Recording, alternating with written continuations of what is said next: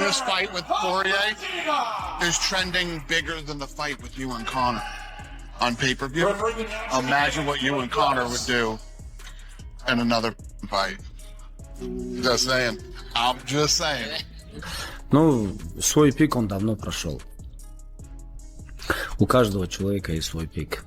И он ее давно прошел. Так что должен был он с Аспиналом драться или нет, это вопрос, может быть, будет всегда стоять.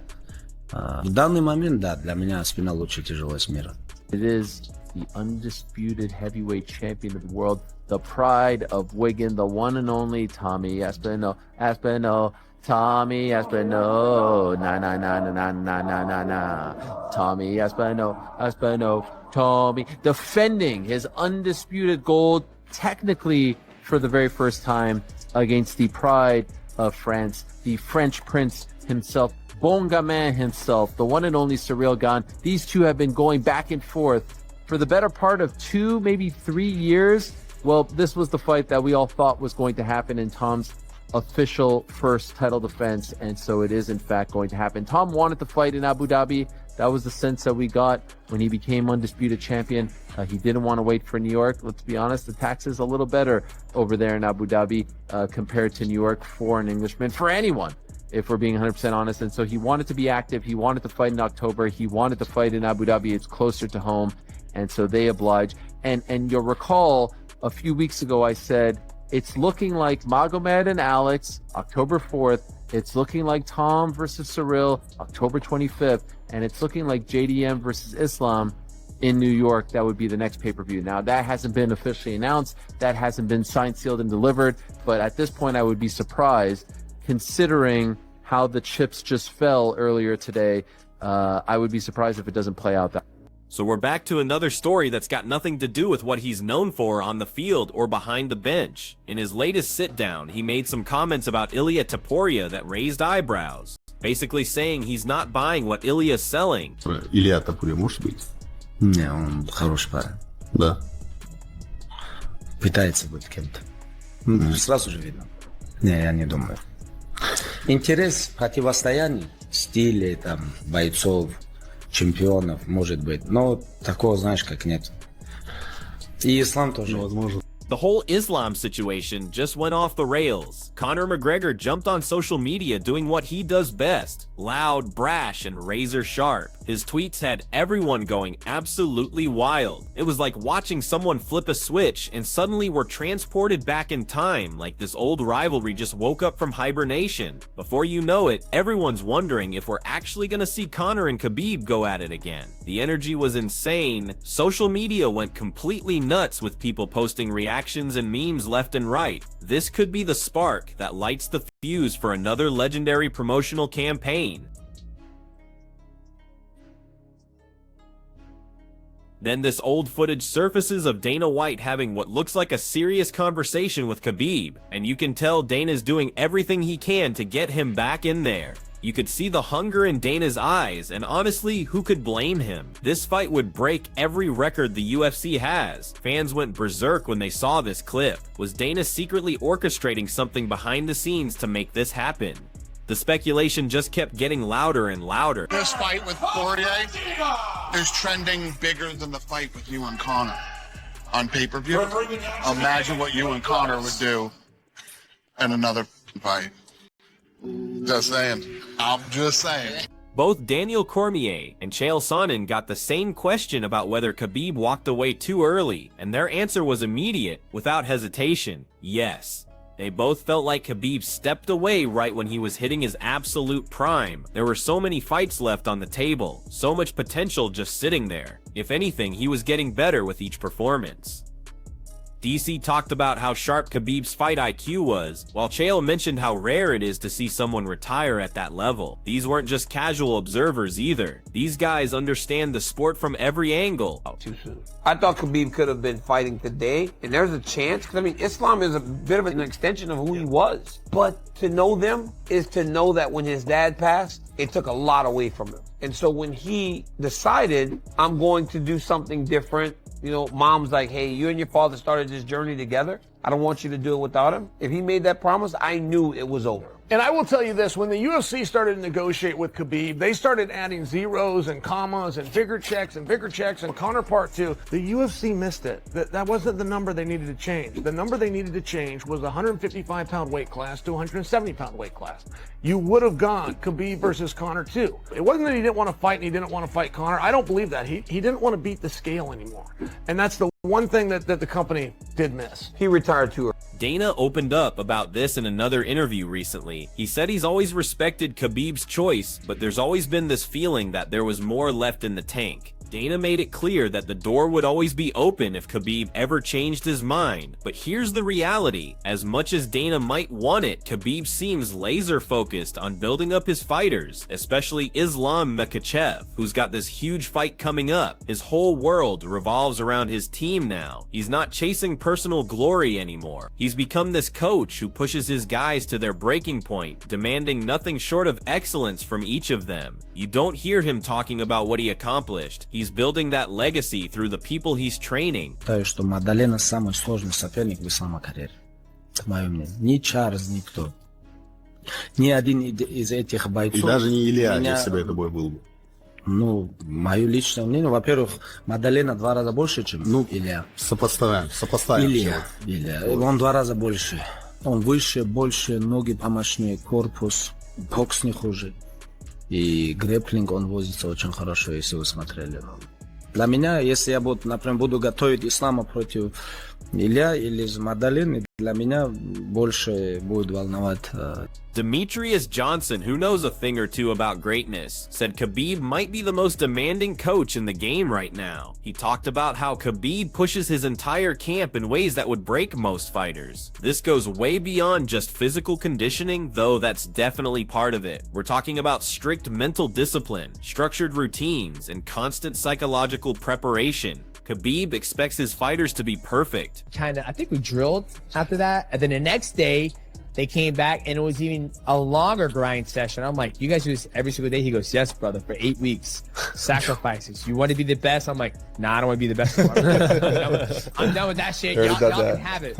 But just to experience it, you know, and seeing what the best pound for pound fighter in the world feels like, and he hit me with that darts 2 times. They discussed the upcoming. The conversation naturally shifted to Islam and how he's been performing under Khabib's watchful eye. People like Kamaru Usman broke down Islam's technical improvements and how fluid his movement has become, while others focused on his mental toughness and how he controls the octagon. Everyone keeps coming back to how smoothly Khabib made this transition from fighter to coach. They all point out that Islam has developed skills that are only possible when you're learning from someone who conquered the mountain. Makhachev's gonna beat him. I think he's gonna become the 11th double champ in UFC history. Islam tweeted, keep it shiny, keep it nice for me. JDM, I mean, it was kind of like the perfect comeback. He was just like, yeah, come get it. Keep my belt clean. Okay, so the talking has begun, dude. That fight is set. That fight's going to take place in October, Abu Dhabi. I think we all know that. We're no longer going to get Ilia versus Islam Makhachev just now.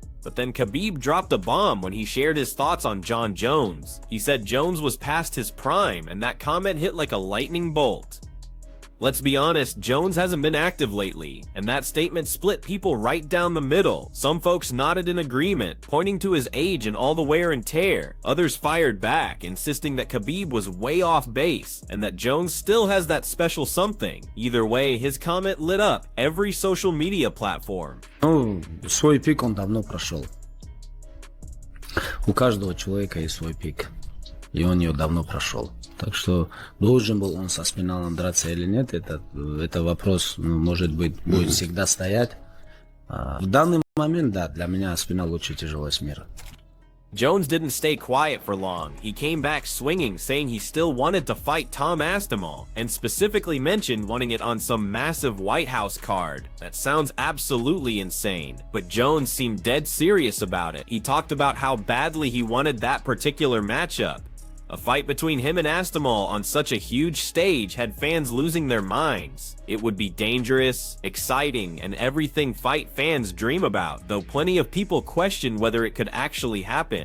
So they've announced this White House UFC fight. What do you think about that? I think it's exciting. Very exciting. Can we expect to see you on the card? I can't promise anyone anything, but I have very strong feelings that I'll be on that card. Who would you take on? Who would be your dream opponent? I would want to take on whoever's holding the belt at the end of the year. Yeah? Yeah. Any possible names you think?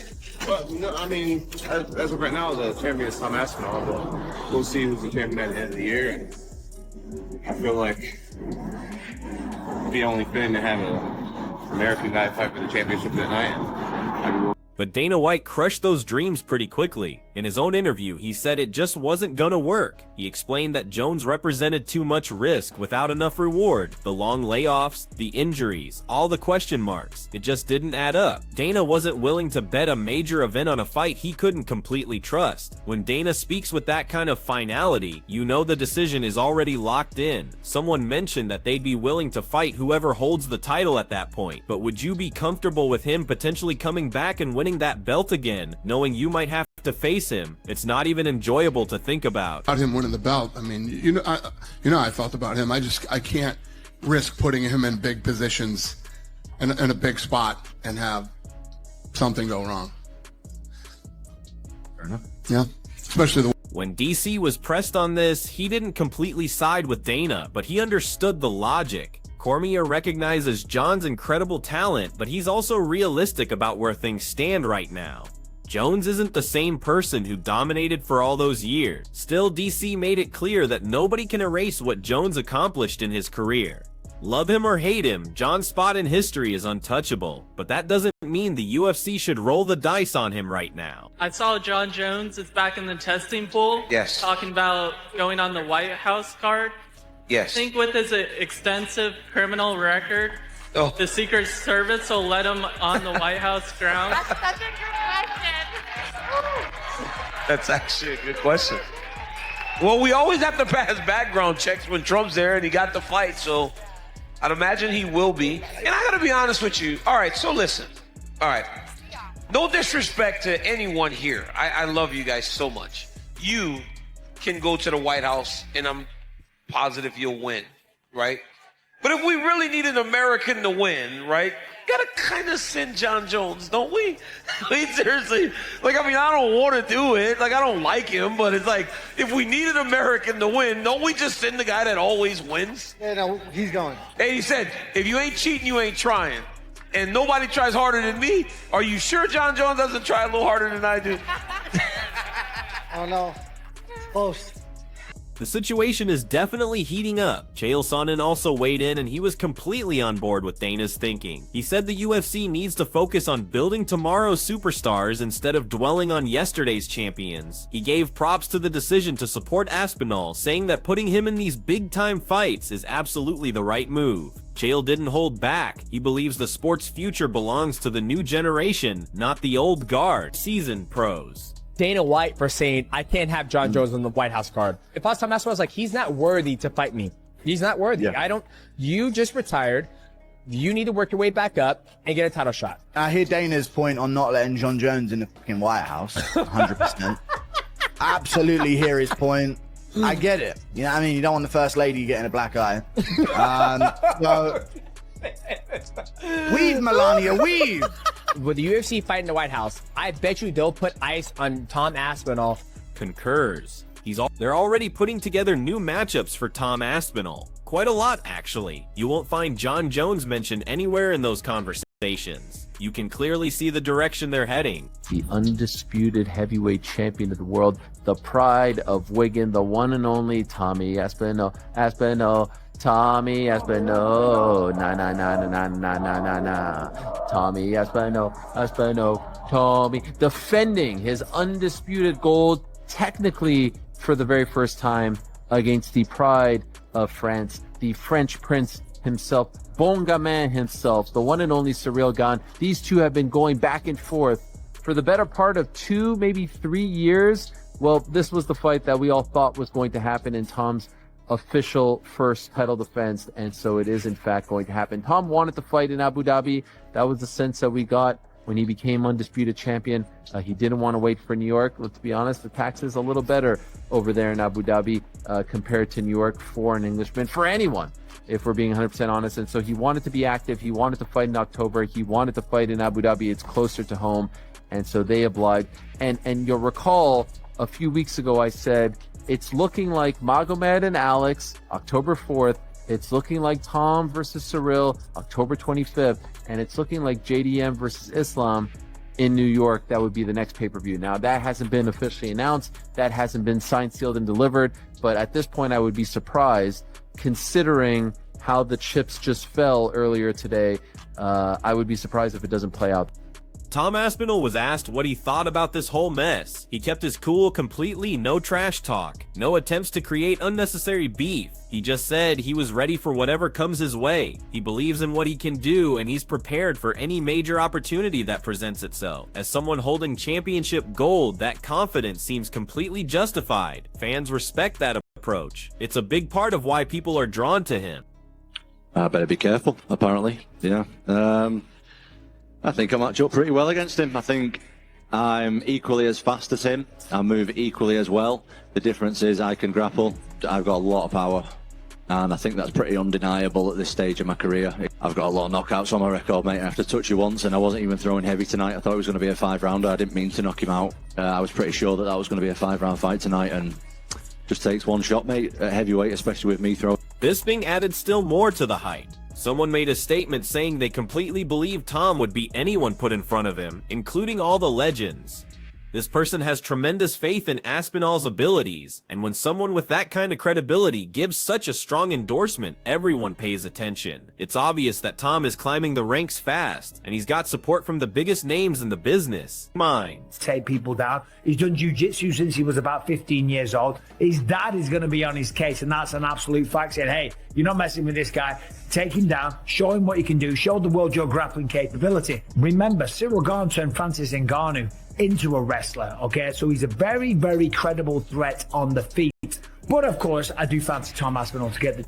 This entire storyline is absolutely wild, from Khabib's interview, to Conor's social media explosion, to all the Jon Jones drama. It feels like we're watching Conor stirring things up, Jones's future hanging in the balance, and Tom Aspinall right in the thick of everything. If you're eating up all this combat sports chaos and want to stay in the loop with everything that's happening,